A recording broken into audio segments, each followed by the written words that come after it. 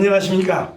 응답하라 강남시니어 구독자 여러분, 삼국지와 삶의 세계 한영수 교수입니다. 오늘 강의 주제는 적벽대전 삼국정립의 문을 열다가 되겠습니다.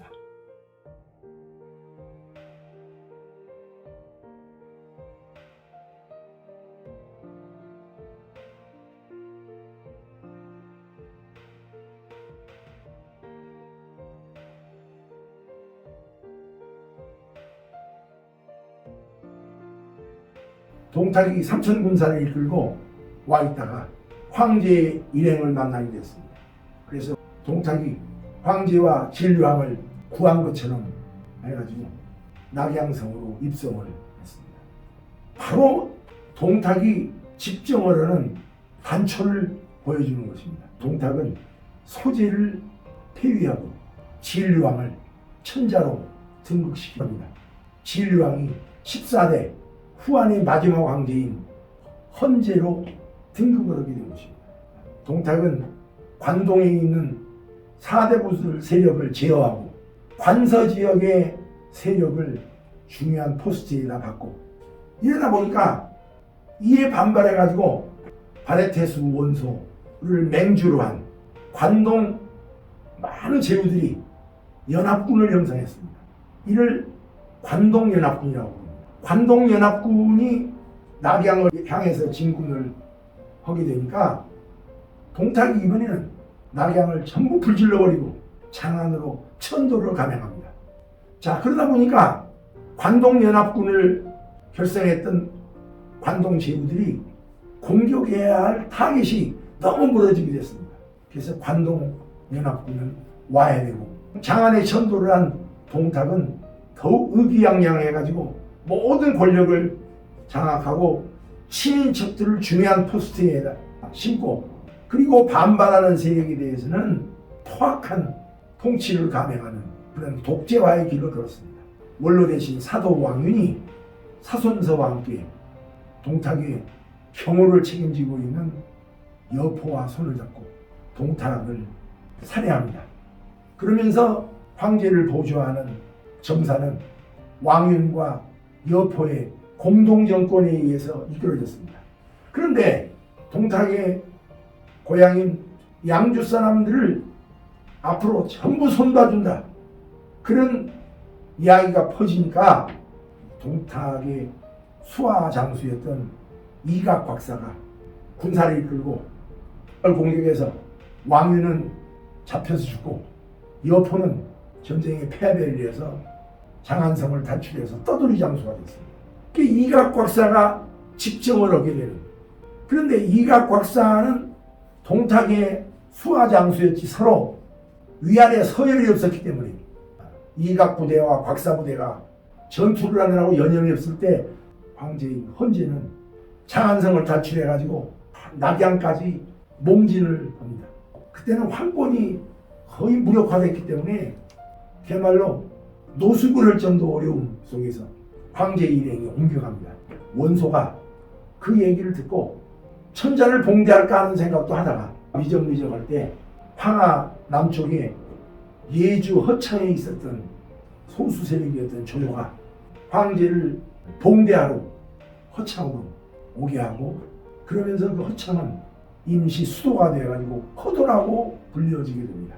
원소가 이후의 국면을 보니까 국정의 주도권이 조조로 가게 되었다는 것을 뒤늦게 알게 됐습니다.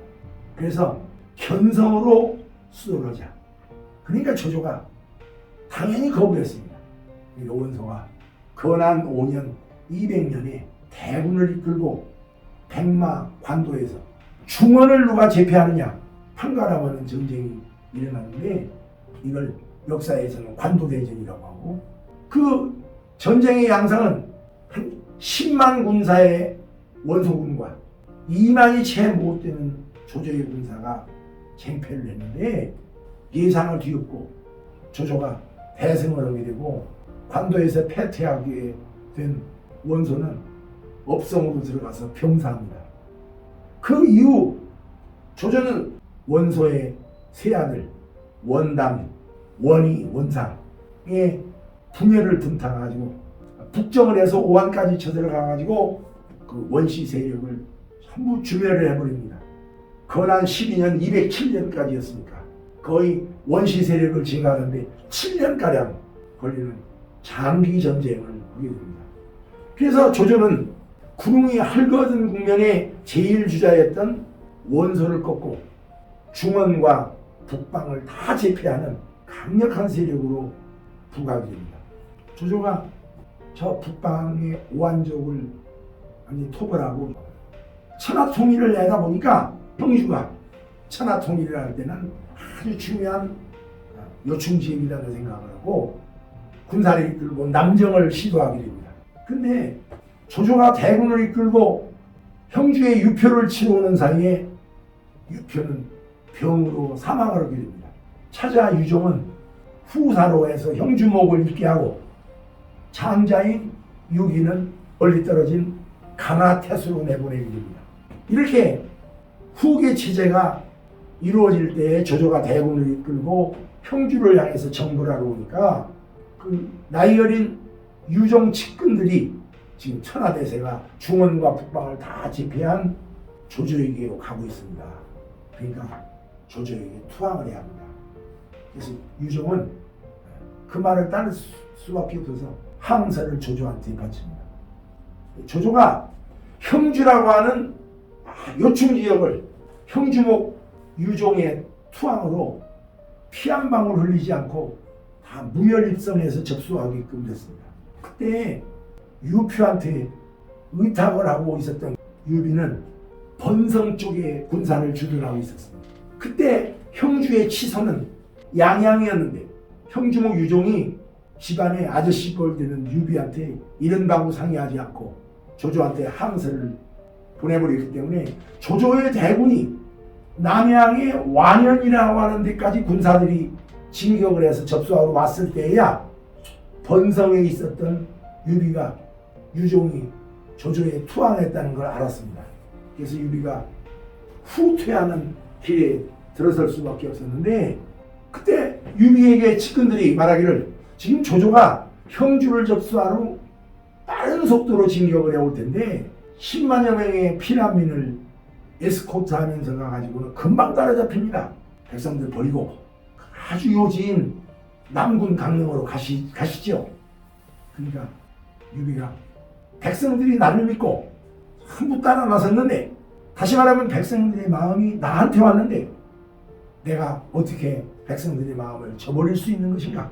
그래서 5천 군사로 백성들을 에스코트하고 하루에 후퇴하는 템포가 10리밖에 못 가는 그런 느린 후퇴를 하다가 조조의 부대가 남양 완현을 지나가지고 양양 쪽으로 오니까 유비가 피난민들을 에스코트하고 후퇴를 해서 지나갔다는 얘기를 듣고 유비가 후퇴해서 가는 길이 강릉이라는 게 목표점이구나 생각해서 경무장한 정병들을 5천 군사를 앞세워가지고 빠른 속도로 추격을 해가지고 유비가 당양 장판에서 따라잡힙니다. 조조의 정예병력이 당양현 장판에 급습을 해서 도착을 하니까 유비 군사는 패퇴해버렸고 남군 강릉으로 가려고 하던 목표를 한진 쪽으로 패퇴한 잔여병력을 이끌고 도주하게 됩니다. 이 전투가 바로 장판 전투입니다. 그때 도주를 하면서 퇴로를 끊고 있었던 장비가 20여 명의 기병대를 거느리고 교량을 끊고 조조군에게 이 몸이 장일덕이다. 나와 함께 죽기를 결판내고 싸워보자. 호통을 치니까 조조의 군사 중에서는 감히 접근하는 자가 없었다. 그래서 유비 일행이 한진으로 퇴각할 수 있는 시간을 벌었다. 그렇게 기록하고 있습니다. 조우는 패퇴했던 장판으로 돌아가서 간부인이 피난하도록 보호를 해주고 특히 1.1억인 아두를 보호를 하고 유비 일행이 한진에서 다시 관우의 선단을 만나가지고 유기가 있는 하부 쪽으로 합류를 할 때 조운도 아두를 안고 하구에 합류했다. 조조는 원래 목표한 대로 대군을 이끌고 남군 강릉을 가서 접수하고 형주 일원을 전부 장악하게 됩니다. 강동의 송건 진영에서는 중원과 북방을 다 장악한 조조가 형주로 원정을 온다는 얘기를 듣고 노숙에게 지금 형주의 정황이 어떻게 돌아가는가? 우리 강동에 바로 문전이 형주인데 지금 조조가 군사를 이끌고 원정에 오고 있다고 하는데 형세가 어떤가? 그걸 한번 탐지하기 위해서 노숙 그대가 한번 가보시는 게 어떻소? 그래서 노숙이 파견돼 가지고 정황을 듣고 유비를 만나봐야겠다 생각을 했는데 유비가 당양 장판에서 참패한 다음에 패퇴하고 있다는 얘기를 듣고 그 지름길로 가가지고 유비와 당양 장판에서 만나게 됩니다. 노숙이 말하기를 제가 보조하고 있는 죽은 송보는 강동 육군을 완전히 장악해서 그 군사력도 점차 커지고 있습니다. 우리와 손잡고 조조의 대항을 한번 다시 해보면 어떻겠습니까? 이렇게 얘기하니까 유비가 그런 얘기는 내 휘하에 제갈량한테 상의해보시오. 이러는 사이에 강릉을 장악한 조조가 군사를 이끌고 수륙 양로로 장강을 따라서 동쪽으로 내려오자 제갈량이 유비한테 말했습니다. 지금 노숙의 제안에 대해서 선택의 여지가 없습니다. 그러니까 저를 송건 장군에게 특사로 바로 파견해 주십시오. 유비가 제갈량을 특사로 파견해서 노숙과 함께 손권한테 갔습니다. 그때 제갈량이 손권을 만나보니까 손권 이하의 많은 관리들이나 장수들은 조조를 영접을 해야 하는 거 아닌가라는 주장이 대세였고 손권의 마음은 한마디로 들잔이 무겁고 노찬이 깨지겠고 하는 심정이어서 마음을 정확하게 잡지 못하고 있는 상태였습니다. 제갈량이 손권한테 말하기를 5월에 무리들을 이끌고 중국의 세력과 대적할 수 있다 생각하면 결사항전을 하십시오. 대항할 수 없다 생각하면 조조를 영접해서 섬기십시오. 결단을 며칠 내에 하지 않으면 안 됩니다. 이렇게 급소를 찔러서 결단을 독촉했습니다. 그 말에 송건이 오기가 있으니까 발끈해가지고 말이에요. 지금 유해주가 아니면 조조를 감당할 수 있는 자는 없다고 치자. 그런데 금방 유해주는 전쟁에서 참패한 직후가 아닌가? 어찌 이 재난을 막을 수 있는 건가? 그렇게 얘기하니까 제갈량이 차분하게 얘기하기를 지금 관우가 거느리고 있는 선단 거기도 군사가 1만 명은 됩니다. 그리고 강하태수 6기가 지금 거느리고 있는 군사도 10,000명가량은 됩니다. 그런데 이 점을 깊이 생각하십시오.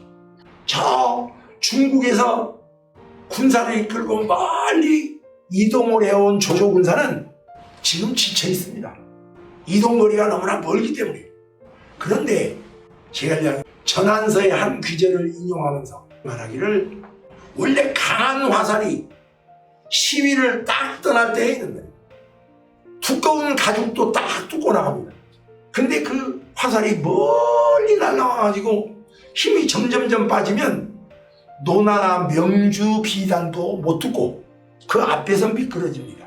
그 말에 송군이 꽂혀가지고 제갈량의 말을 더 경청하니까 제갈량이 이어서 말하기를 장군께서는 용맹한 장수에게 휘하에 수만 군사를 이끌게 하시고 우리 유해주와 함께 협정을 해가지고 합쳐서 조조를 격파할 수 있습니다. 그러면 조조는 허창으로 북으로 돌아갑니다. 그러면 우리는 형주는 우리가 그리고 강동 육군은 장군이 지키면 천하의 형세가 소다리가 3개인 것처럼 북으로 도망간 조조와 그리고 형오 이 소다리 3개의 정족지세를 형성할 수 있습니다. 송건은 크게 기뻐해가지고 여러 부하들과 그 방향으로 수기에 들어가게 됐습니다. 그때 조조가 송건한테 편지를 보내왔습니다. 내가 천자를 받들어서 우리 조정에 반기를 든 죄지은 세력을 다 토벌했어. 그리고 깃발이 남쪽을 향해서 딱 한 번 돌려지니까, 그 말은 남정을 해오니까 형주목 유종이 속수하였어. 속수는 뭐냐? 손을 묶고 항복을 했대. 속수하였어. 지금 내가 80만 수군을 이끌고 지금 진격하고 있으니까 그리 알고 그대와 오군에서 같이 사냥이나 합시다. 그런 편지였습니다. 원로 대신 장소나 진송 같은 사람은 이미 천하의 영세가 천자를 봉대하고 있는 조조에게 있으니까 영접해야 합니다. 그때 노숙이 지금 다들 조조를 영접하자고 하는 것은 각자 투생하려고 하는 겁니다. 송건이 노숙의 손을 잡으면서 그대가 생각하는 것이 나의 생각과 같소. 그러면서 노숙이 지금 파양호에서 군사를 조련하고 있는 주유 장군을 부르십시오. 그래서 주유가 파양호에서 수군 조련을 하다가 송건의 호출을 받고 돌아왔습니다. 조조는 한나라의 승상이라고 하지만 기실토적입니다.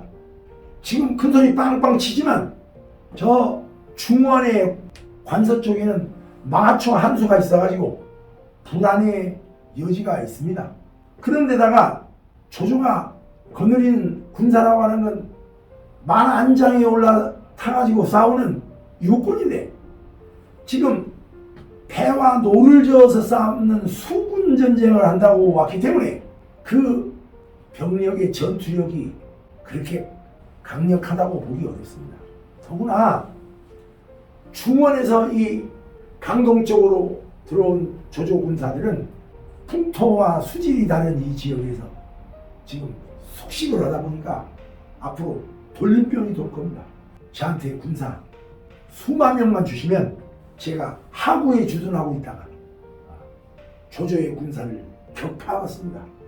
조조에 대한 화친보다는 결사항전의 길을 모색하던 송건이 이 주유의 말을 듣고 오늘 이 순간 조조를 맞아들이자 영접하자는 얘기를 하는 사람은 이와 같이 되리라.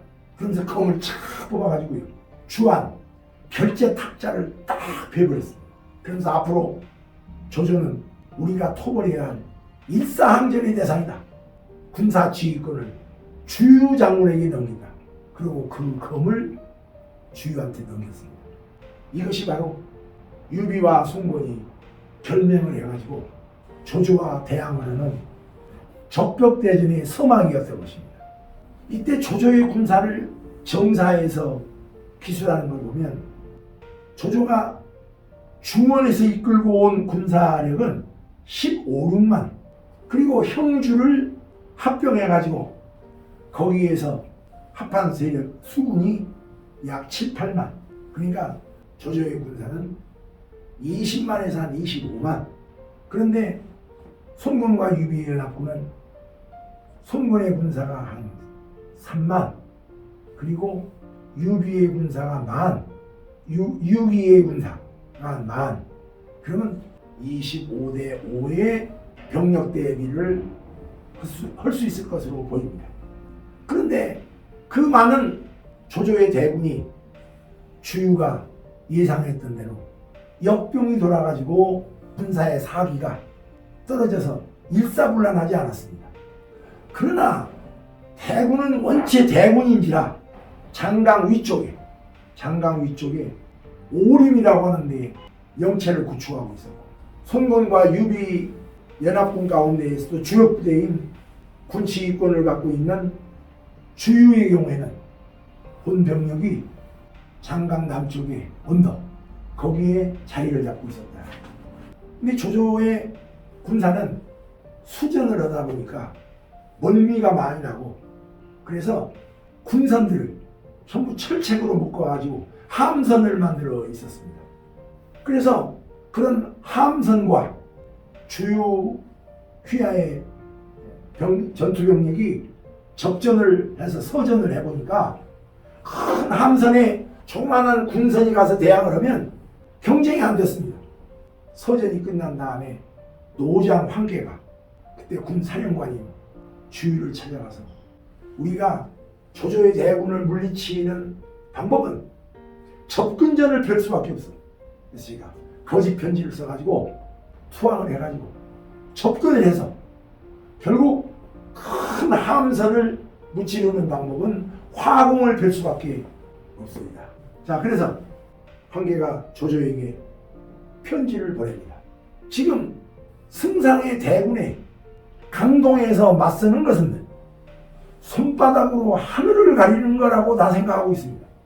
그런데 오직 손바닥으로 하늘을 가리고도 그렇지 않다고 강변하는 사람은 딱 둘입니다. 주유와 노숙입니다. 그 두 사람 때문에 많은 장병들이 희생되는 걸 내가 볼 수 없어서 내가 투항하기로 결심했습니다. 그렇게 거짓 함선을 보내놓고 황계는 몽충 전함 10척을 가졌다가 마른 장작과 풀을 싣고 그 가운데다가 기름을 붓고 휘장으로 덮은 다음에 그 뒤에다가 황계 부대라고 하는 깃발을 세우고 그리고 그 10선척이 가는 맨 앞에 오늘날로 말하면 쾌속정이라고 볼 수 있는 주가를 앞세워가지고 주가라는 쾌속정을 앞세워가지고 투항을 하러 갑니다. 조조의 군영은 영체는 강 북쪽의 오림이고 주유군의 영체는 강 남쪽의 강 언덕인데 그러면 이쪽 남쪽에서 북쪽으로 선단을 이끌고 가면 그때는 12월 달이어가지고 당연히 북서풍이 불지 동남풍이 안 붑니다. 그러면 접근전을 펴가지고 화공을 펼친다 하더라도 북서풍이 불어버리면 말이에요. 불이 이쪽으로 온단 말이에요. 그런데 그때 동남풍이 확 불어오니까 조조가 이 겨울철에 무슨 동남풍이야? 그게 빨리 화살에다가 쪽지를 매겨가지고 더 접근하지 말라고 해라. 그 쪽지에 개의하지 않고 황계가 더욱 쾌속정을 빨리 몰아라. 그래가지고 조조의 선단에 화약을 터뜨려가지고 불을 확 지는 거야. 그때 동남풍이 확 불어가지고 강 언덕에 있는 조조의 영체에까지 불이 옮겨 붙었어요. 그때 그 언덕에 있었던 바위가 붉게 문드러 보여가지고 적벽이라고 불렀다라고 합니다. 그 바로 동남풍을 요즘 해석하기는 주로 겨울철에 북서풍이 쭉 불지만 일정 시기에 환류계절풍이 분다. 그 타이밍을 맞춰서 화공을 펼친 거라고 하는 해석이 요즘은 더 신빙성 있는 의견으로 받아들여지고 있습니다. 사령관인 주유등은 경무장한 정예병을 이끌고 유비군사와 함께 총공격을 감행합니다. 조조는 군대를 이끌고 저 언덕길 화룡으로 퇴각을 하게 됩니다. 그때 겨울철에 비가 내려가지고 그 화룡도 길이 진창길이어가지고요. 구마가 가지 못하니까 흙을 파가지고 메꾸고 또 풀을 지어다가 쌓고 막 이러고 가는데도 밀려가지고 사람과 군사가 부지기수로 죽었다. 화룡도로 퇴각을 하면서 조조는 강릉에다가 조인과 서왕을 남게 해가지고 거기를 지키게 했고 악진을 남겨가지고 양양을 지키게 하고 그리고 주부대를 이끌고 북의 허도로 돌아갔습니다. 사령관인 주유와 부사령관인 정보가 수만 명의 군사를 거느리고 있었는데 감령이 지름길로 나가가지고 감령 이능을 가서 차지했고 그리고 여충 지역인 이 강릉을 뺏기 위해서 사령관인 주유가 주력 부대를 이끌고 와가지고 조조휘하의 조인과 1년 공방전을 벌려가지고 주유가 승기를 잡아서 강릉을 차지하게 됩니다. 그리고 조인은 강릉을 뺏기고 나서 양양번성 쪽으로 퇴각을 해서 거기를 진수하게 됩니다. 적벽대전에 손권과 유비의 손유연합이 예상을 뒤엎고 조조를 꺾고 그 결과 유비는 조정의 표문을 올려서 유기를 형주자사로 삼습니다.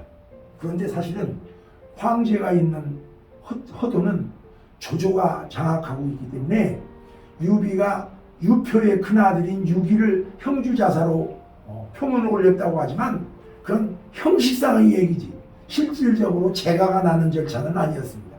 유비는 태수 한현을 항복시키고 황충을 꺾고 관우가 장사를 차지하고 태수 조범을 항복시켜가지고 조응이 계양을 차지하고 태수 유도의 항복을 받아가지고 조은과 장비가 영릉을 차지하고 무릉을 장비가 무릉태수 김선을 쳐가지고 차지하고 그래서 형주 남쪽 형남 지역에 장사, 계양, 영릉, 무릉을 차지했다. 원래 형주는 근 20년 형주목 유표가 다스리던 땅이기 때문에 손권과 유비가 연합을 해서 조조를 패퇴시킨 다음에는 그 형주의 관리나 병사들은 손권 쪽에 가깝게 느껴서 가기보다는 유비 쪽으로 왔습니다. 그 군사를 둔칠 때가 마땅치 않아가지고 주유가 유비에게 유강구에 있는 공안이라는 땅을 떼어줍니다. 장강 남쪽의 강원덕인 공안. 그래서 유비가 그 유강구 그 지역을 공안이라고 이름 붙여가지고 매우 중요한 거점으로 활용했다. 그래서 석벽대전으로 의탁만 하고 있었지 땅 한 떼지기 기반이 없던 유비가 형주 남쪽에 4개군을 장악하게 됐다. 조조가 천자봉대를 하고 예주와 연주 쪽을 기반으로 하다가 앞서 말씀드린 관도대전에서 기주, 청주, 유주, 병주를 거느린 제1주자 원소를 꺾고 중원과 북방을 평정했다. 그래가지고 말머리를 돌려서 남쪽으로 진격을 해와서 형주에 무혈입성까지 했는데 손권과 유비의 연합군에 의해서 형주를 거의 다 내놓고 패퇴해가지고 허도로 다시 돌아갔다. 이건 천하통일의 문턱을 놓친 거다 라고 얘기할 수밖에 없고 손권으로서는 장강이 흐르는 중하류 원래 손권은 장강 하류에만 기반이 있었는데 형주라고 하는 장강 중류 강하군, 무창, 강릉 남군, 이능 이런 형주의 허리 지역을 차지하게 된다. 이것은 특히 강동 육군을 지키는데 아주 튼튼한 허리띠를 형성하는 기반을 구축한 거다. 땅 한 떼지기 없던 유비는 형주의 노른자의 땅이라고는 볼 수 없어도 형주 장강 남쪽에 장사군, 계양군, 영릉군, 무릉군을 차지했다. 그래서 적벽대전의 결과 병가 필쟁지지라고 하는 요충 지역의 형주를 3분할하는 그러니까 형주의 저 북쪽 양양군이나 남양군 이런 지역은 거의 형주를 내놓으면서도 그 지역은 여전히 조조의 관할 지역으로 유지했고 형주의 허리 지역은 손권의 관할 지역으로 장악하게 됐고 그리고 형주의 남쪽은 유비가 관할하게 됐다. 이렇게 형주가 3분할이 된 것은 바로 적벽대전의 결과였다. 이것이 확대되어 가지고 이 적벽대전의 결과 3분할된 형주의 모습이 나중에 유비는 형주의 남군 강릉을 디디고 가가지고 파군 성도로 가서 총나라를 건국하게 됐고 그리고 손권은 장강 하류에서 중류까지 쭉 펼쳐지는 지역으로 오나라를 건국하게 됐고 그리고 조조는 중원과 북방을 기반으로 해서 위나라라는 대개 제국을 건설하게 됐다. 이것은 가만히 우리가 되새겨보면 아무런 지역 기반 없이 유비가 형주에 7년 유표한테 의탁하고 있을 때 제갈량을 3번 찾아가지고 제갈량이 천하 3분의 청사진을 건한 12년 207년에 유비에게 제시했는데 이걸 이름하여 융중대라고 하는 거고 그 융중대에 제시된 천하 3분지계가 바로 적벽대전 이후에 형주가 삼분할되고 나중에 삼국 건국으로 솥다리 3개를 세운 것처럼 된 것과 쾌를 같이 하는 그런 형세를 보인 것이다 라고 그 의미를 해석을 할 수 있습니다. 2021년 신축년 설날이 되었습니다. 우리가 전래의 명절로 새해를 시작하는 것은 설을 쇠면서였습니다. 부디 새해는 팬데믹의 이 역질도 싹 가시고 한 분 한 분 건강하시고 밝은 꿈을 펼칠 수 있는 한 해가 되기를 진심으로 기원하겠습니다. 지금까지 삼국지와 삶의 세계 한영수 교수였습니다. 매우 감사합니다. 안녕히 계십시오.